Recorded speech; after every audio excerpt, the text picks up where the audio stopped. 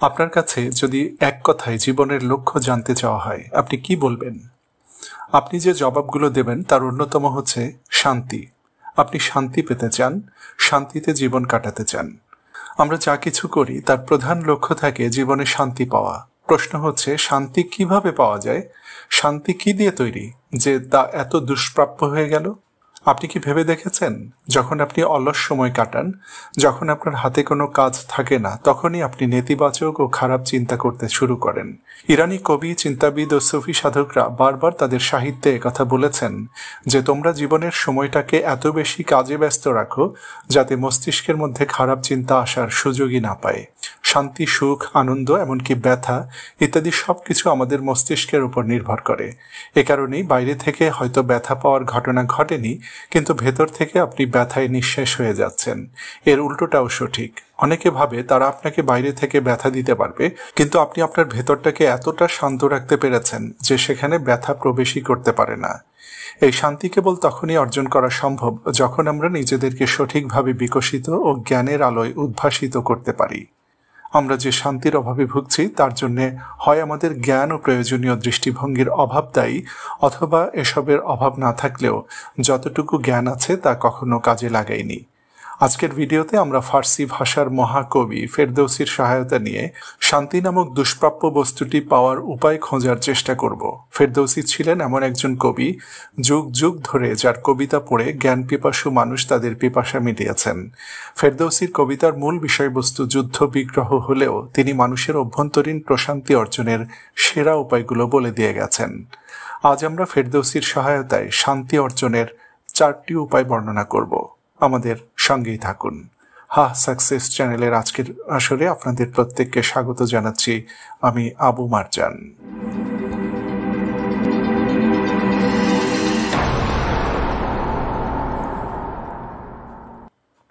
প্রথম উপায়, যখন আমরা তাড়াহুড়ো করি তখন জীবন থেকে শান্তি চলে যায়।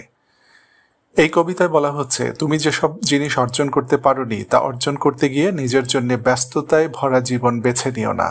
নিজের যা কিছু আছে তা নিয়ে সন্তুষ্ট থাকো। মহাকবি ফেরদৌসি 1000 বছর আগে তার মহাকাব্য শাহনামায় যেসব উপদেশমূলক কথাবার্তা বলেছেন, আজকের আধুনিক যুগেও তার উপযোগিতা সমানভাবে বিদ্যমান। এটি হচ্ছে এই কবির মহাশৈল্পিক অনন্য বৈশিষ্ট্য। আধুনিক যুগের মানুষের অন্যতম প্রধান অনুষঙ্গ হচ্ছে ব্যস্ততা। এই ব্যস্ততার কারণে আমরা আমাদের শান্তি ও অভ্যন্তরীণ মানসিক প্রশান্তিকে প্রতিনিয়ত হাতছাড়া করছি। একটি উদাহরণ দিচ্ছি। ধরুন আপনি সকালে ঘুম থেকে উঠে কর্মস্থলে যাওয়ার জন্য তাড়াহুড়ো করছেন। রেডি হয়ে আপনি এক লাফে আপনার গাড়ির কাছে পৌঁছে গেলেন, কিন্তু সেখানে গিয়ে মনে হলো গাড়ির সুইচ বাসায় ফেলে রেখে এসেছেন। এবার এত ব্যস্ততার মধ্যেও আপনাকে স্থির হয়ে দাঁড়াতে হবে, এমনকি চোখ বন্ধ করেও ভাবা লাগতে পারে যে সুইচ কোথায় ফেলে এসেছেন। আপনি কেবল নিজের জন্য এমন স্থির অবস্থা তৈরি করতে পারলেই শান্তিতে পৌঁছাতে পারবেন। আপনার হারানো বস্তু বা ব্যক্তিকে খুঁজে পাবেন। আমরা যখন তাড়াহুড়ো করছি, আমরা যখন নিজেদের জন্য চরম ব্যস্ত একটি জীবন বেছে নিয়েছি, তখন আমরা নিজেরাই নিজেদেরকে শান্তির সুবাতাস থেকে বঞ্চিত করেছি। আপনি যত ধীরে সুস্থে যে কোনো কাজ করবেন, নিজের ওপর আপনার নিয়ন্ত্রণ তত বেশি থাকবে। তবে মনে রাখতে হবে, ধীরে সুস্থে কাজ করার সঙ্গে অলসতার আকাশ পাতাল পার্থক্য রয়েছে। যদি কেউ নিজের অলসতার কাঁধে আমাদের এই কৌশলকে চাপিয়ে দিতে চায়, তাহলে সে ভুল করবে। শাহনামার এই চরণগুলোতে বলা হয়েছে, যদি কেউ কাজে অবহেলা বা অলসতা করে তাহলে শুধু কাজটি ঠিকমতো করা হবে না তাই নয়, সেই সঙ্গে যে ব্যক্তি এটি করল দীর্ঘমেয়াদে তার শারীরিক ও মানসিক ক্ষতি হবে। দ্বিতীয় উপায়, লোভ ও লালসা পরিহার করা। শাহনামার এই অংশে বলা হচ্ছে, মানুষের সকল দুঃখ দুর্দশার মূলে রয়েছে লোভ, লালসা ও অর্থলিপ্সা। মানুষ যদি লোভ লালসা ত্যাগ করতে পারত তাহলে বহু সমস্যা ও সংকট থেকে বেঁচে থাকতে পারত। পারস্য সাম্রাজ্যের অন্যতম রাজা আনুশিরাভান একজন বিজ্ঞ লোকের কাছে জিজ্ঞাসা করেন, আপনি 10টি দোষের কথা বলুন যেগুলো থেকে মানুষের বিরত থাকা উচিত। সেই বিজ্ঞ ব্যক্তির প্রথম জবাব ছিল লোভ ও লালসা। ফেরদৌসির শাহনামা কাব্যগ্রন্থের এই চরণগুলোতে বলা হচ্ছে, লোভ ও লালসা মানুষের বিচার বুদ্ধি ও বিবেককে ধ্বংস করে দেয়। মানুষের সকল খারাপ কাজের মূলে রয়েছে লোভ, লালসা। দেখুন, লোভ ও লালসা দুটি প্রায় সমার্থক শব্দ। লোভ হচ্ছে অতিরিক্ত চাওয়া। আপনার প্রয়োজনের অতিরিক্ত কিছু চাওয়ার নামই হচ্ছে লোভ। আপনার যদি n লাখ টাকায় মাস চলে যায় আর আপনি যদি 2n লাখ টাকা কামনা করেন, তাহলে আপনাকে লোভী মানুষ বলা যেতে পারে। কিন্তু লালসার অর্থ ভিন্ন। লালসা হচ্ছে অপরের সম্পদের দিকে নজর দেওয়া এবং তা ছলে বলে কৌশলে ছিনিয়ে নেওয়া। উদাহরণ দিচ্ছি, ধরুন দুটি শিশু, দুই ভাই কোনো খাবার খাচ্ছে। তাদের মধ্যে একজন স্বাভাবিকের চেয়ে বেশি খাবার খায়। তার মানে হচ্ছে খাবারের প্রতি তার লোভ আছে। কিন্তু যদি সে নিজেরটা খাওয়ার পর ভাইয়েরটাও নিয়ে নিতে চায়, তখন আমরা তাকে লালসা বলতে পারি। আপনার যদি লালসা থেকে থাকে, তাহলে আপনাকে গোটা পৃথিবী দিয়ে দিলেও আপনি সন্তুষ্ট হবেন না।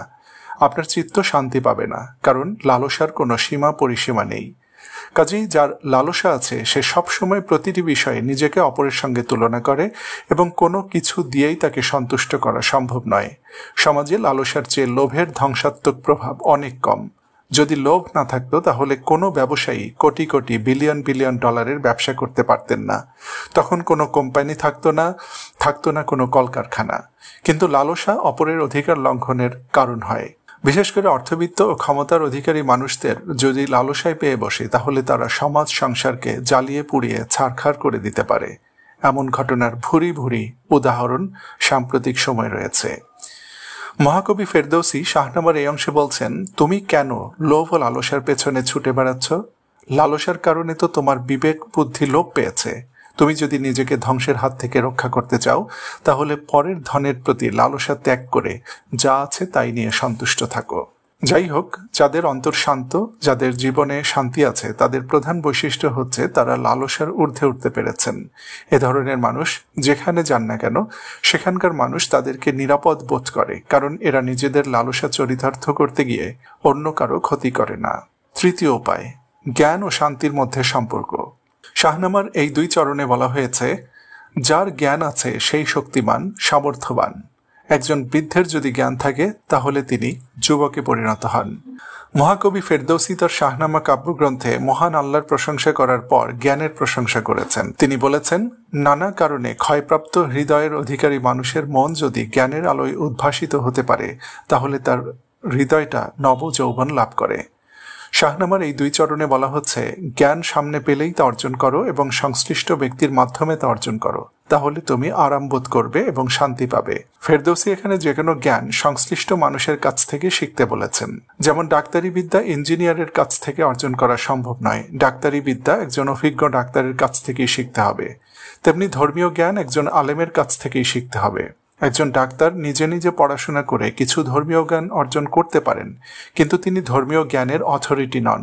আপনাকে ধর্মীয় জ্ঞান শিখতে হলে হক্কানি আলেমের কাছেই যেতে হবে।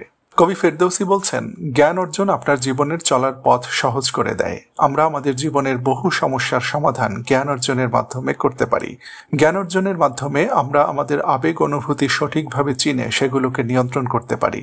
জ্ঞানের মাধ্যমে অপরের আবেগ অনুভূতিও উপলব্ধি করা সহজ হয়। ফলে একটি জ্ঞানী সমাজে পরস্পরের প্রতি সঠিক বোঝাপড়ার মাধ্যমেই সবাই শান্তিপূর্ণভাবে জীবনযাপন করতে পারে।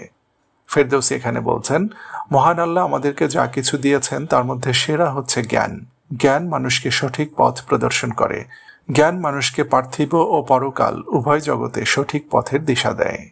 আমরা নিজেদের জ্ঞান যত বেশি বৃদ্ধি করব, তত বেশি নিজেকে এবং পারিপার্শ্বিকতাকে চিনব এবং আমাদের বিনয় তত বৃদ্ধি পাবে। আপনার জ্ঞান যত বেশি হবে, বিরুদ্ধবাদী মতামতকে সহ্য করার ক্ষমতা তত বাড়বে। তখন আপনি হঠাৎ হঠাৎ রেগে যাবেন না। আপনার মেজাজ খারাপ করে দেওয়া যে কোনো ঘটনাকে আপনি নিজের জ্ঞান দিয়ে বিশ্লেষণ করতে পারবেন এবং তখন আপনি মেজাজ হারাবেন না।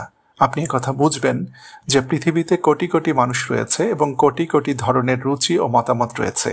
কাজেই আমার পছন্দ হচ্ছে না বলেই যে মতামতটি খারাপ, কিংবা আমার রুচির সঙ্গে মিল হচ্ছে না বলেই যে অপরের আচরণ প্রত্যাখ্যান করতে হবে, বিষয়টি এমন নয়।